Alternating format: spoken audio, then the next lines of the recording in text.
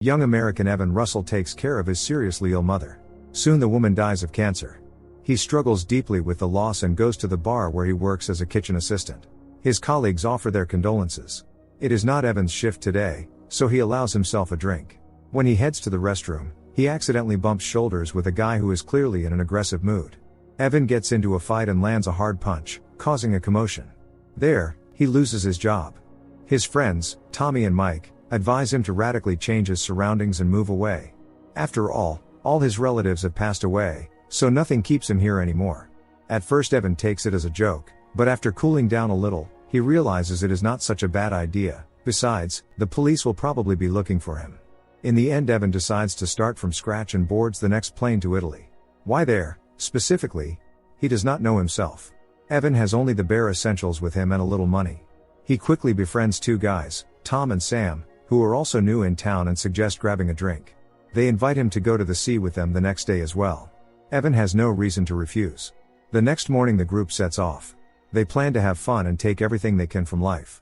Evan, however, cannot hold back his tears as he thinks about his late mother. Tom assumes it is some kind of love drama and shares his own story, how his high school sweetheart left him for some DJ she met at a bar.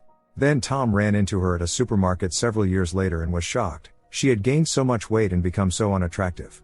Evan, however, refrains from sharing anything personal. The guys wander through the sunny streets of Italy. Each of them, for one reason or another, has left his past life behind. Suddenly Evan notices an incredibly beautiful young woman. He cannot help but turn around to look at her. Later, when the guys settle into a small beach house, Evan gets the chance to meet the beauty in person. He is surprised by how persistently she flirts and is already willing to go anywhere with him, even though the woman is very attractive and could have anyone she wanted. Evan senses there is some kind of catch and suggests meeting the next day to get to know each other better. At first the woman refuses, but then unexpectedly agrees and leaves. All night, the guys party so hard that by morning Evan has a splitting headache. Tom and Sam plan to continue their journey, and their next stop is Amsterdam. But Evan decides to stay. The guys wish each other luck, and their paths diverge.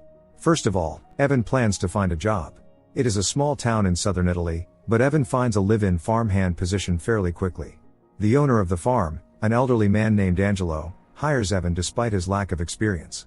When he learns that Angelo's wife died in a car accident, the young man offers his condolences. He knows the feeling of loss better than anyone. Angelo only smiles and says that women are the adornment of the world. Evan and the mysterious beauty meet again. At last she tells him her name, Louise. They go to a museum together. Louise says that in a tourist town like this one it is hard to earn money. But she is a student, studying evolutionary genetics. The university pays for Louise's accommodation. The young people go out for coffee. Louise talks about herself. She travels a lot and has already been to England, America and many other places. Evan notices that she speaks without an accent. Lost in conversation, they do not notice how time flies and night falls.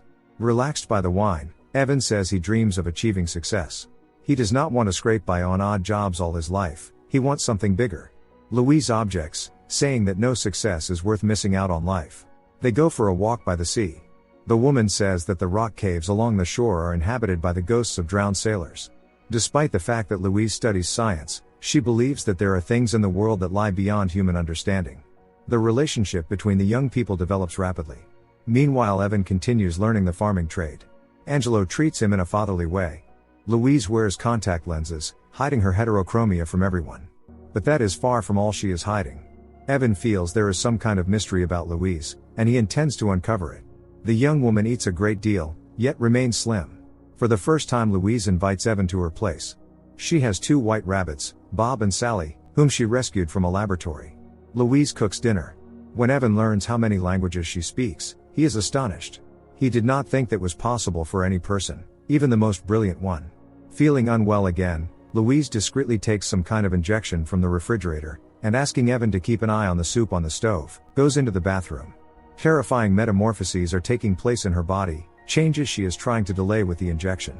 Meanwhile, Evan finds numerous materials on evolutionary biology in her apartment. He also finds it strange that Louise never goes to the beach during the day. The woman explains that she cannot sunbathe because of excessive skin sensitivity. Louise also tries to be vegetarian, although at times she craves meat intensely.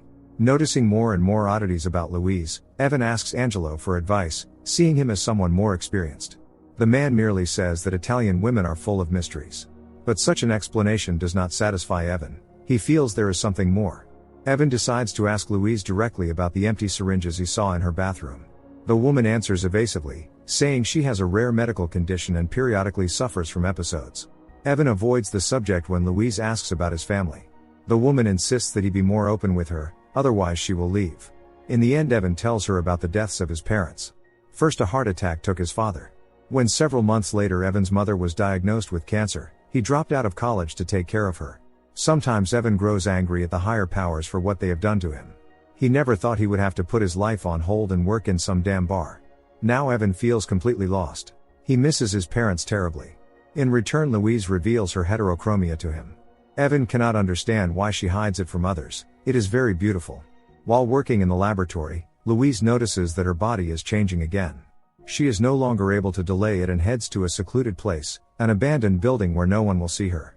There, Louise performs something like a ritual, sacrificing her rabbits. She is not human, yet she lives among humans and mimics them. After the ritual, Louise eats the rabbits. When Evan visits his beloved in the evening, he notices how ill she looks. The woman lies, saying she simply feels unwell. Evan shows his care in every possible way. He also notices that the rabbits are gone. Louise does not want to talk about it, but she thanks Evan. It truly matters to her that he is by her side when she needs him so much. Angelo gives Evan a well-deserved day off. The young man devotes the day to walking and reflecting. At the museum, he sees that many of the women in the paintings have the same eyes as Louise. Evan buys a book with one of those images as a gift for Louise. She is deeply touched. The woman suggests they go for a boat ride. They sail into one of the rocky caves hidden from the sight of tourists. It is Louise's secret place, one she has never shown to anyone before. Later during dinner, Louise realizes that metamorphoses are happening to her body again.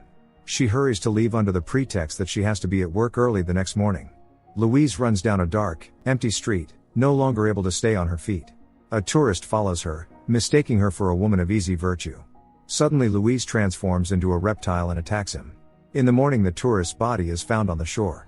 Evan's Italian improves more and more. Angelo becomes not only a mentor to him, but also a good friend. Evan suggests that Angelo invite some lonely widow from church on a date. But the man cannot, even after his wife's death, he remains faithful to her. She was the love of his life.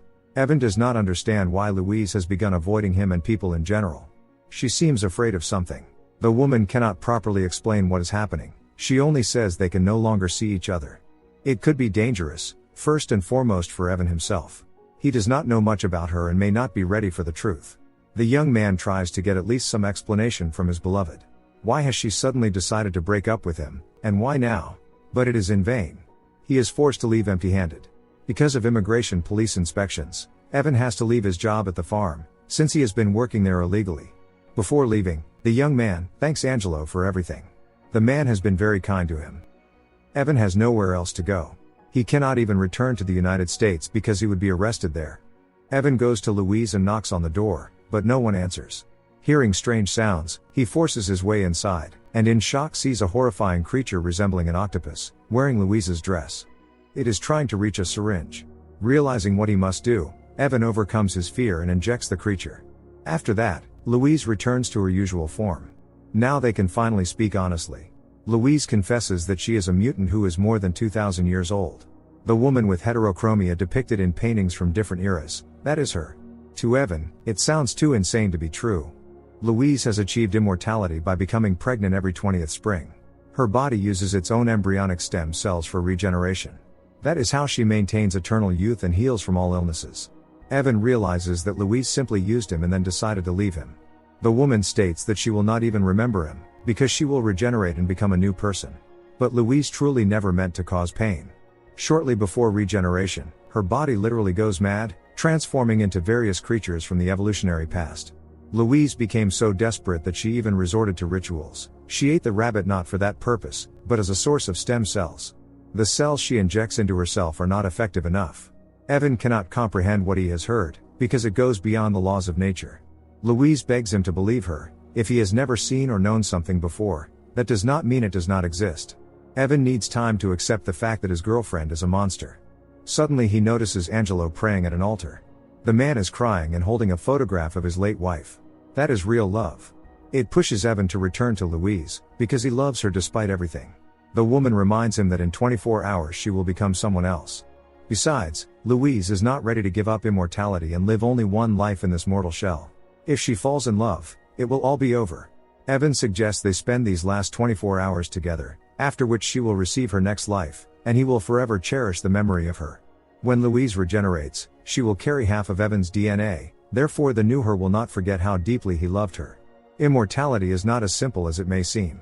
With each new regeneration, Louise must use new false documents and leave her property to herself in a will. She does not even remember her first name.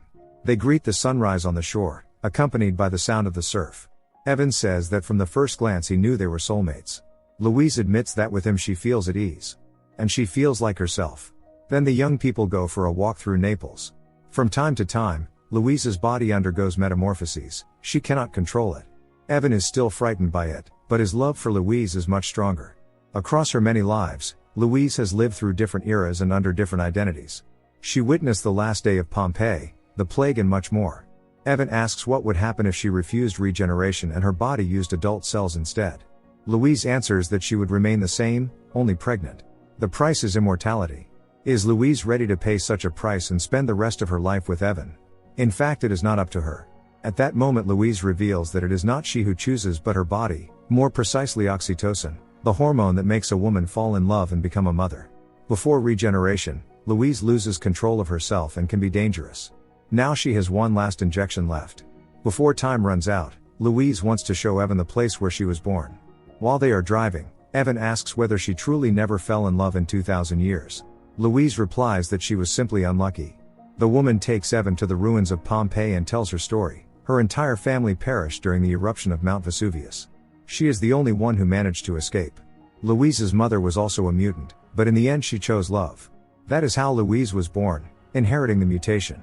Evan says how much he will miss her. Louise warns that during regeneration she may become something terrible, so Evan must run as fast as he can. But despite everything, he stays and tells Louise about all the positive aspects of mortal life.